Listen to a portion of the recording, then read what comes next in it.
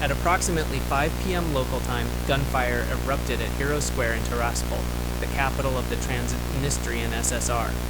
Initial reports indicate that Hungarian minority protesters demanding greater autonomy clashed with security forces.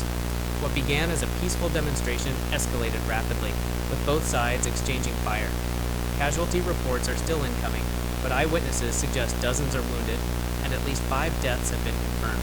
Sources within the Transnistrian government have declared a state of emergency, labeling the protesters as separatist insurgents.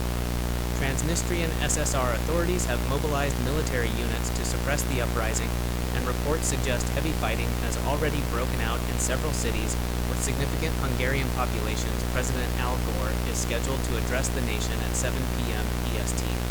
The White House has released a brief statement condemning the violence and calling for restraint on both sides. The world waits anxiously for President Al Gore's upcoming address. Will the United States intervene directly, or will it seek a diplomatic solution? With tensions already at a boiling point, the path Gore chooses could determine whether the world is on the brink of a new global conflict.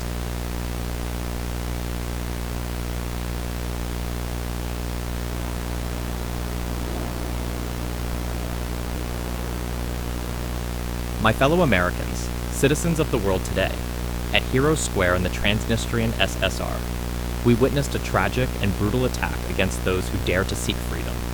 Hungarian minorities, standing for their basic human rights and autonomy, were met with bullets and violence by an oppressive regime. This atrocity is not an isolated event.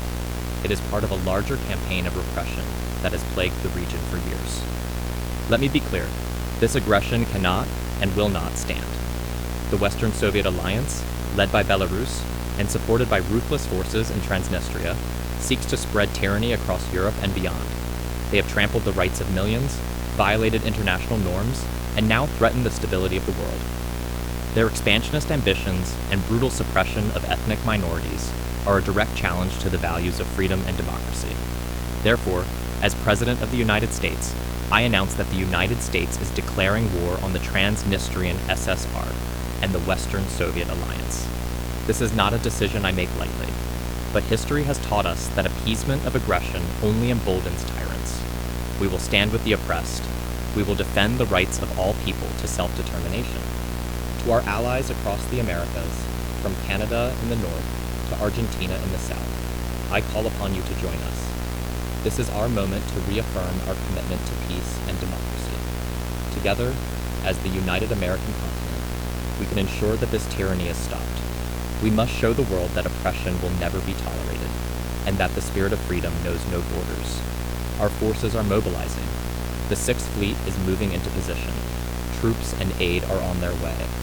We do not seek conquest, only peace. But let those who threaten it know we will fight and we will prevail. May God protect our troops, our allies, and the innocent civilians caught in this conflict. And may God bless the United States of America and all who stand for freedom.